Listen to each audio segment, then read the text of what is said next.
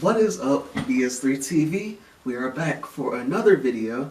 This one is another Overly Sarcastic Productions video. This one's Dionysus. And also remember, you can put videos that you want me to react to in the comment section down below. I will react to them, and let's get into it and play. I mean, why did I say play?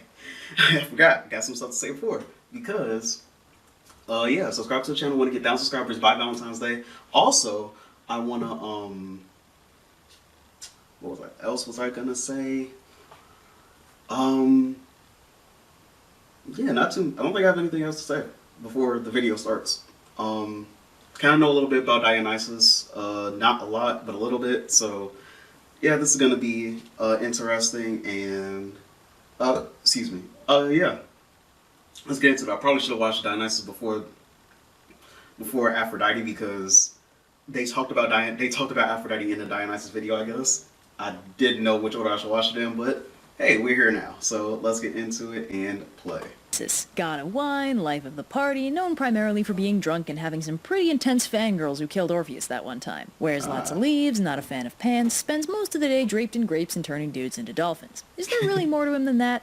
Oh, is there? Is there ever? But we'll get to that. For now, let's start simple and cover the basics of the backstory.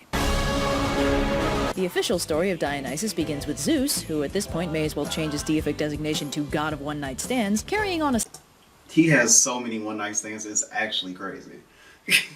semi-secret affair with the mortal woman Semele. Hera, as is her wont, catches wind of their business and decides that she's tired of just outright killing Zeus's children and girlfriends, and for this particular murder she's gonna mix it up a little with some disguises. Hera transforms into an old woman and ingratiates herself to Semele, who trusts her immediately and confides in her that her boyfriend is Zeus himself, and not only that, she's actually pregnant with his son. But Hera's like, come on, every guy pulls that I'm really Zeus stunt to get a little mortal action. How do you know for sure he's being honest with you? And tells Semele she should make him prove his god status by showing her his true form. So the next time they meet up, Semele makes Zeus promise her a favor, then demands he drop the mortal shape and reveal himself in all his glory. Zeus isn't one to go back on a promise, so he gods it up a little and immediately vaporizes Semele Ark of the Covenant style. But good news, sports fans, the mom may be dead, but the baby lives. Zeus takes little demigod baby Dionysus, oh yeah, that's who the baby is by the way, and sews him into his leg so the kid can finish growing. A few months later, Dionysus is born for realsies and his exploits can really get started. Keep an eye on that initial theme of rebirth. It's central to some very interesting aspects of his character I'll explore later. But first, shenanigans. Dionysus is of course wildly unsafe on Olympus on account of Hera, so Zeus sends him away to be raised in secret. Exactly who raises him varies from telling to telling, with foster parents ranging from Hermes, the titaness Rhea, the mortal king Athamas and Queen Ino, who raise him as a girl, and even Persephone. Let's also make note of his connection to Persephone in this version. This is all going to come together later, I promise. So Dionysus grows up to young adulthood and begins his classic godly exploits. He starts off by discovering how to make wine, but before he can spread this knowledge to the rest of the world, Hera drives him temporarily crazy, and he wanders around for a while before Rhea fixes his brain. Then he gets on that whole teaching the world how to make wine thing, and wanders pretty far afield. There's a story that Alexander the Pretty Alright stumbled on a town called Nyssa during his journeys along the Indus River, which they told him was founded by Dionysus during his meanderings. Dionysus is also a major cutie, which gets him in a spot of trouble when he gets abducted by sailors for unsavory purposes. Of course, they get more than they bargained for, and Dionysus responds by turning the mast and oars into snakes, filling the ship with ivy and the sound of flutes, and possibly turning into a lion. This obviously terrifies and/or maddens the sailors, who leap overboard and are promptly turned into dolphins. You may be wondering, hey, how did the cheerfully drunk god of wine do all that stuff you just said? What does feral wildlife and crippling insanity have to do with a fine Chardonnay?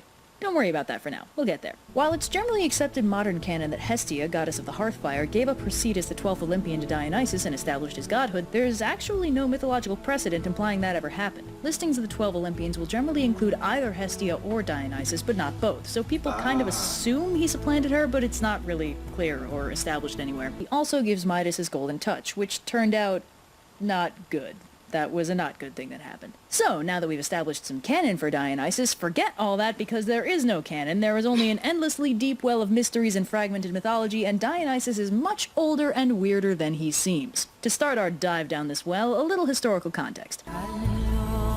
Ancient Greece, as we generally conceive of it, got going around 700 BC. Before that, the civilization in the area was Mycenaean Greece, which existed between 1600 and 1100 BC. After it fell apart and the late Bronze Age collapsed, there were a few centuries of Dark Ages where nothing really got written down, and then city-states started popping up and Greece got its act together over the course of a couple hundred years, starting around 900 BC. Mycenaean Greece and Ancient Greece had a pretty interesting dynamic, since although they were, practically speaking, different cultures, Ancient Greece really seems to have thought of itself as a successor to Mycenaean Greece. Classics like the Iliad Iliad and the Odyssey were written in the 700s BC, but explicitly set in the legendary past of Mycenaean Greece. So it's like ancient Greece squared. There was also linguistic rollover. Mycenaean is considered an early form of Greek, but was written in Linear B, a syllabic script which was replaced around 900 BC by the basically modern Greek alphabet, which in turn was derived from the Phoenician alphabet. Anyway, this is important because the majority of the Hellenistic pantheon originated in Mycenaean Greece, and we know this because we found their names in Linear B inscriptions. Dionysus is one of those gods. In most cases, we know very little about what roles they played in the Mycenaean religion, although they seem very different from their classical Hellenized characterizations. Poseidon, for example, seems to have filled the role of head god, and he was treated more as a god of earthquakes than a god of the sea. We do know that the Mycenaean religion seems to have put a stronger focus than Hellenism did on worshipping chthonic gods, deities with connections to the underworld, and that Poseidon's Earthshaker epithet designated him as a chthonic god and might have been why he was considered so important, while Zeus, in contrast as a sky god, was barely acknowledged. There's also, fun fact, no Mycenaean equivalent to Hades, although Persephone and Demeter are both Mycenaean in origin. Anyway, regardless of who they used to be, by the time ancient Greece as we think of it got going and we started getting written records again, all those old Mycenaean gods were pretty solidly locked into their new Hellenized characterizations. Poseidon got nerfed and sidelined and had his chthonic connections minimized, chthonic gods in general were shunted to the background, sky god Zeus got to be the most important dude on the block, and everyone adjusted pretty quick.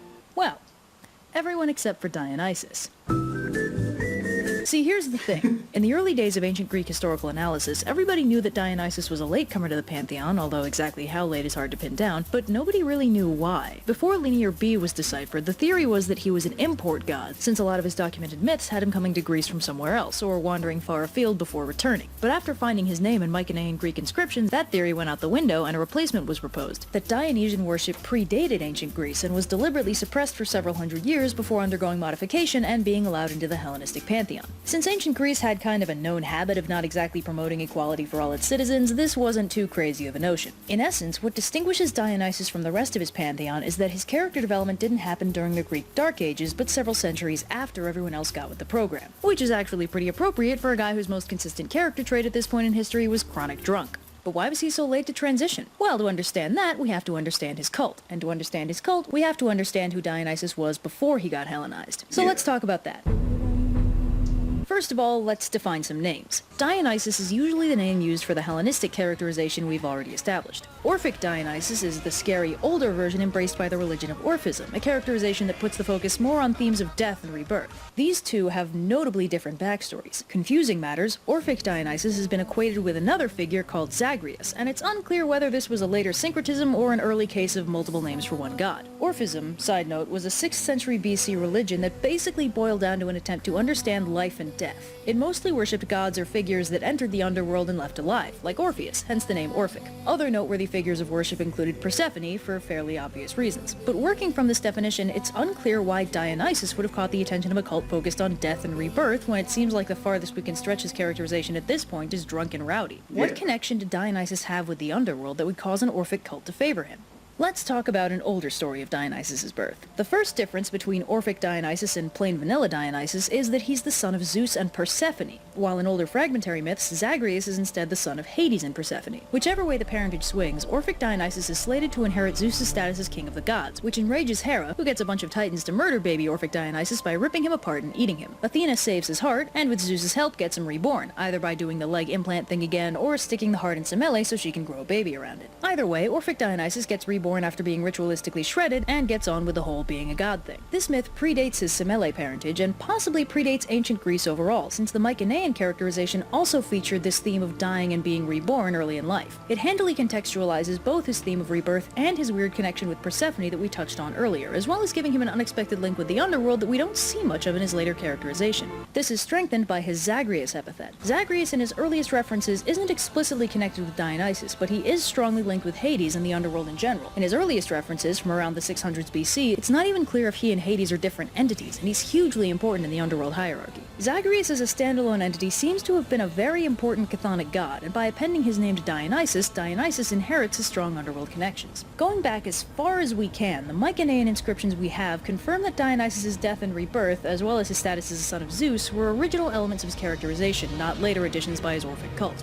He's also got some themes of being abandoned by humanity and raised by nature, which might play into his later nature and animalistic associations. So this gives us something of a starting point. Dionysus enters the ancient Greek world as a god of death and and rebirth with strong connections to the underworld. Those underworld connections appeal to the later Orphic religious movement, causing his characterization to get a bit schizophrenic as they put focus on an element of his characterization otherwise largely being left behind. Anyway, this alternative birth myth gives us something of a feel for where his characterization started, but doesn't really explain why he would have been excluded from the Hellenistic pantheon. And yeah, like, and that's what I was wondering too, like, where does the wine come in all of this, too? Also haven't put together where his wine connection came from yet. So now let's talk about what his personal cult can tell us about the rest of his characterization. The cult of Dionysus was, unfortunately for us, a mystery cult, meaning its exact rituals and practices were kept secret from outsiders, but we have pieced together the basics. For one thing, it predates ancient Greece by a wide margin, and might even predate Mycenaean Greece in one form or another. It also most likely started off less as a Dionysus cult and more as a wine cult, worshipping the state of intoxication and the liberation from societal inhibitions that came with it, because wine predates Mycenaean Greece and consequently Dionysus, and the wine cult is very focused on wine and the effects thereof, with the Dionysian aspect almost seeming secondary. It's even possible that the wine cult originated around the same time wine did, aka 6000 BC, making it very old.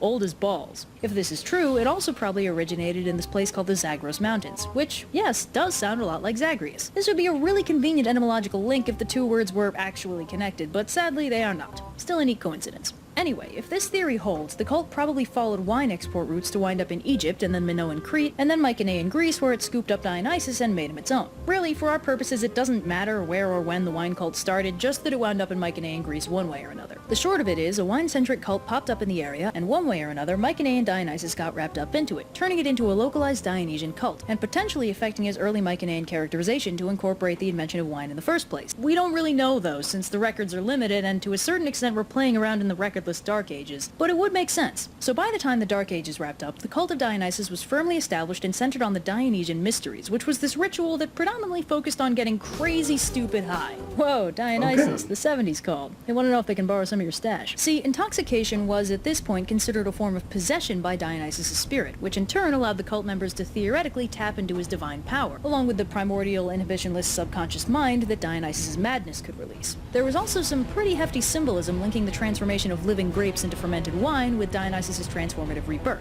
Anyway, the whole point was liberation, catharsis, and a connection to the divine, as well as drunken insanity, crazy music and dancing, and symbolic recreations of Dionysus' death and rebirth. A lot of dismemberment happened. Like a lot. Mostly to bulls because they were symbolic of Dionysus, but it also happened to other stuff. Ever wonder why Orpheus got ripped apart by those ladies that one time? It's this. He died for a sweet literary reference. He was an artist, it's what he would have wanted. Unsurprisingly, Dionysus' cult attracted a lot of marginalized people, like women, slaves, and non-citizens, because it gave them the opportunity to reject the societal constraints getting dumped on them. Double unsurprisingly, this cult wasn't very popular with the society that made those constraints, which led to several centuries worth of attempts from various ancient Greek governments to outlaw the cult altogether, which never ever worked because wine and parties and sticking it to the man, yo, will never die. So after this it failed enough. Yeah, it's really, I mean, looking at history, it's hard to get rid of alcohol in any form of population. Really. Times, eventually Greece settled on trying to control it a little bit, resulting in the establishment and gradual acceptance of the more chilled out And I would say especially if they already started with it. Hellenistic Dionysus we all know and love.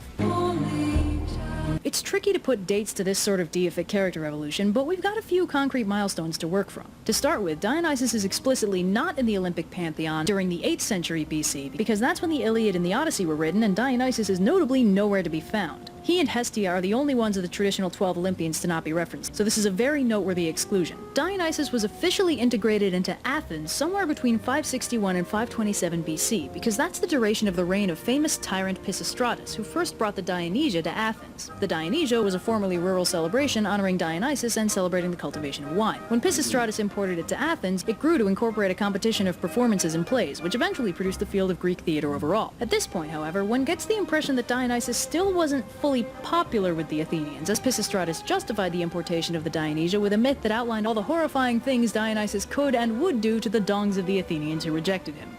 This is not a joke, and is also why the Dionysia would feature a parade of people carrying sculpted junk. Contemporary imagery of Dionysus also usually recalled an older visual, where he sported a beard and had an overall mature look, so at this point Dionysus has landed in Athens but hasn't fully transitioned to his popular young drunk hippie characterization yet. The next milestone comes to us from Euripides, who provides us with a literary missing link in the form of the Bacchae, first performed in 405 BC at the Dionysia festival. The Bacchae shows us a Dionysus in roughly the middle of his transition from terrifying god of uninhibited madness to party guy, as he returns to Greece from a globetrotting exile with an army of Maenads to claim his divine status and take revenge on a king who outlawed his worship. This Dionysus is the child of Zeus and Semele, born prematurely, roughly in accordance with the Hellenistic version we discussed earlier, but in this case the people of Thebes refuse to believe his divine origins, so he drives them crazy and claims them as his followers. After a sufficiently large number of shenanigans involving natural disasters and plagues of madness, Dionysus begins to warp King Pentheus' sanity, who begins to see through Dionysus' mortal disguise and notices that he has horns, another holdover from the older, scarier characterization that didn't make it to the Hellenized edition. King Pentheus winds up getting dismembered by Dionysus' Maenads, including some of Pentheus' female relatives, and it's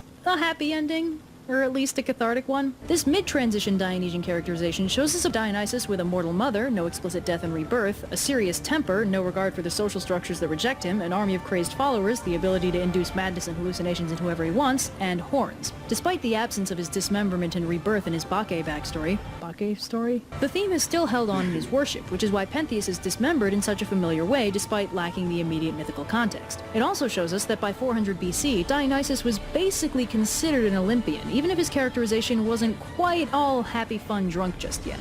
I should probably just make the Bacchae its own video. But even though Dionysus has attained a level of chill deemed acceptable by polite Athenian society, he's still not really recognizable as the party dude we all know and love. He's getting there, but he's not there yet. So what's next? Well, here's the deal with that.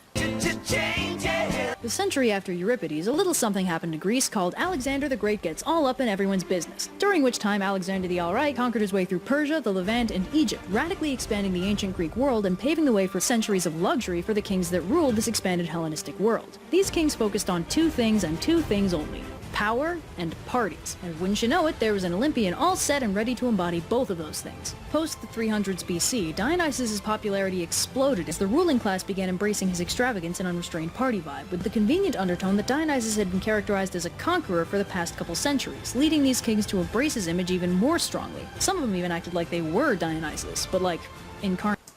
Ptolemy, a general under Alexander, turned Pharaoh of Egypt and portrayed himself as Dionysus in this sculpture, and many of his successor pharaohs took the name Dionysus as one of their epithets.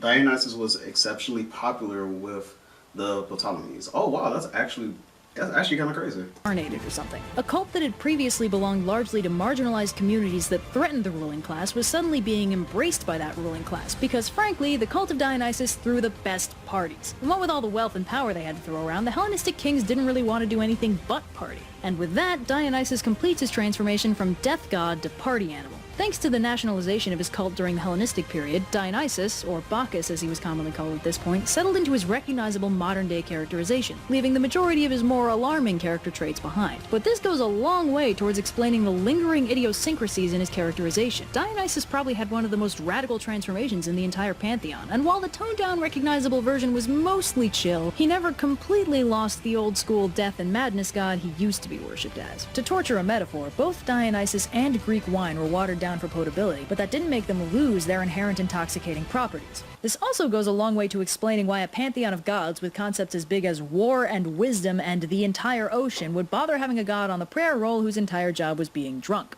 Closing time, open all the doors and... I went into the script like this. Dionysus already knew all of his myths. This will just be a short filler video while I work on my longer projects. Pretty good. Let you out into oh, how wrong I was. Closing time. Pro tip, if something in mythology looks simple and clear-cut, it's a trap. It's always a trap. There are thousands of years of context just waiting to strike and confuse everything. And turn all of the lights on over every boy and every girl. Dionysus is not a word I feel should ever require pluralizing, and yet during the creation of this video I found myself saying that Dionysus multiple times. It felt so wrong. closing time. One last call for alcohol, so finish your... Sorry about the low energy on this delivery on this song. I lost my voice for about a week before recording and had to concentrate to hit the notes. Thank you guys to our $5 patrons. And yeah, so that's it for the video. And talk to you guys. Also subscribe to the channel. I want to get 1,000 subscribers by Valentine's Day. And